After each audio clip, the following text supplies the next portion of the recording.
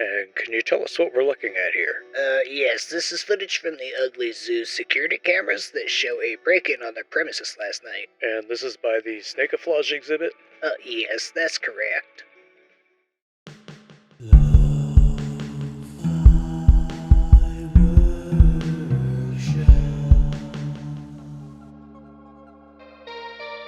Hey, welcome to Lo-Fi Workshop. My name is Jay, and I've been working on something really exciting.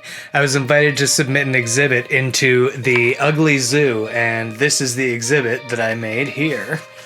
And I'll show you a little bit about how I made that, and how I made the creature that goes inside.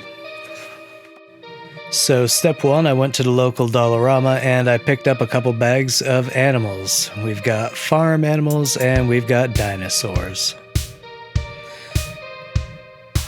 We'll just pop those open real quick.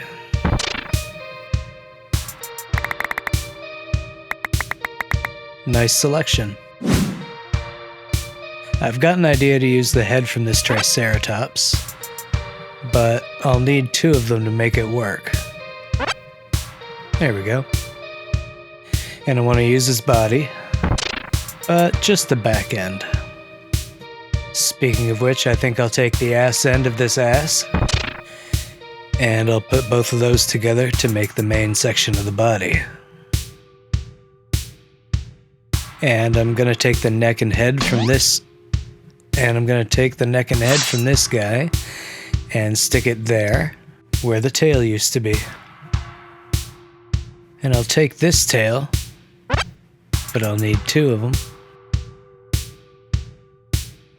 So we'll slice off a couple thagomizers, and we'll start putting everything together. And while I do that, I'll tell you a little bit about the Ugly Zoo and my creature.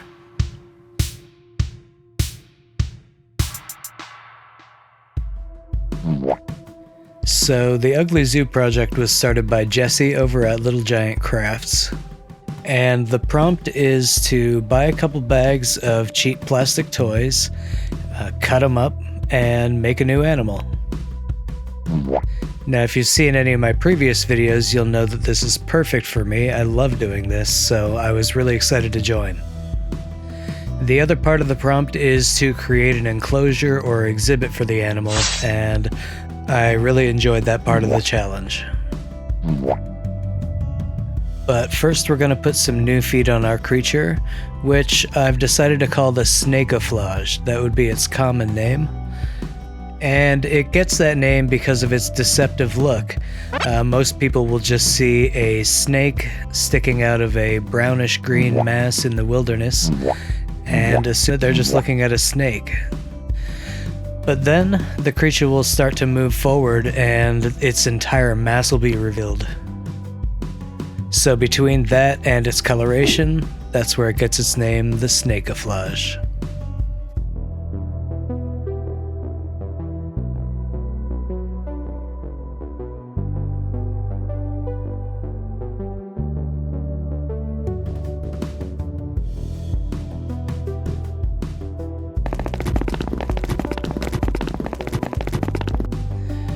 Alright, so now it's time to paint, and as I said, it's mostly just browns and greens, so we're going to start off with those on a base layer.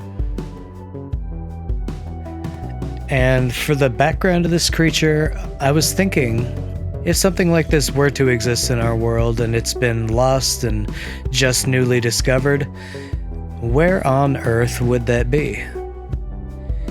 And I decided it would be somewhere deep in the Amazon rainforest. So much flora and fauna is constantly being discovered there. I mean, it seemed like the perfect candidate.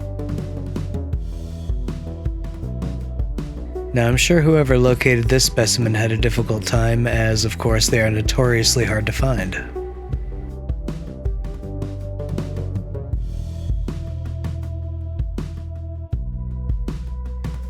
I picked this up over at the thrift store, and I think it'll make a perfect enclosure. We just need to patch up those holes, put some flooring in, and, you know, maybe add some feed in this section here. And maybe I'll do something about those hearts.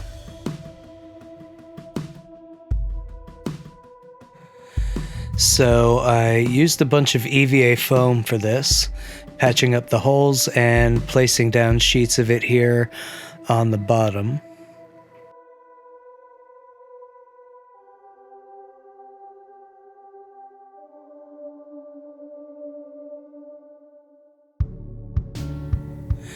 And I finished it off with this textured sheet on top.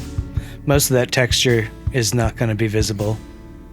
I also covered up the hearts with a couple pieces of EVA foam, to which I will add the letters U and Z for Ugly Zoo.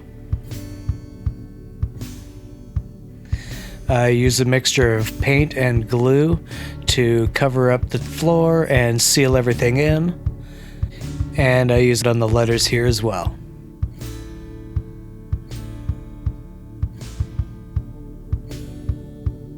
I put a little bit here, and then I pretty much cover the whole thing in it, and then it's on to putting in some texture. I just used some basic craft sand for this, and I sprinkled it everywhere and shook it around a bunch, and it just makes everything look a lot more earthy.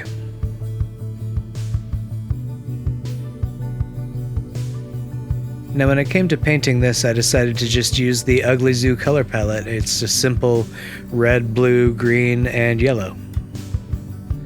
And then I painted the wood sections in a brown, I added some silver, and I painted the inside in browns and greens to make it look real earthy.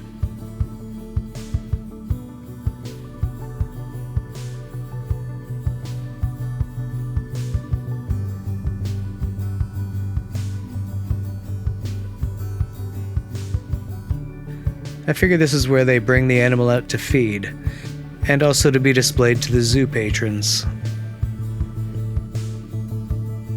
So my wife recently went to Detroit for a convention, and she brought back... That one's Bailey's. And when she was going through customs, they gave her these little nets.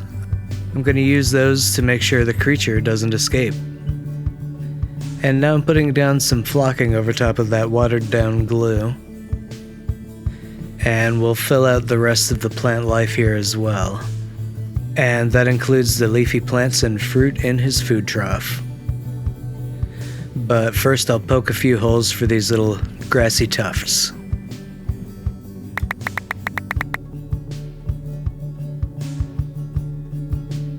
I want to give a huge shout out to all of my friends that were involved with Ugly Zoo.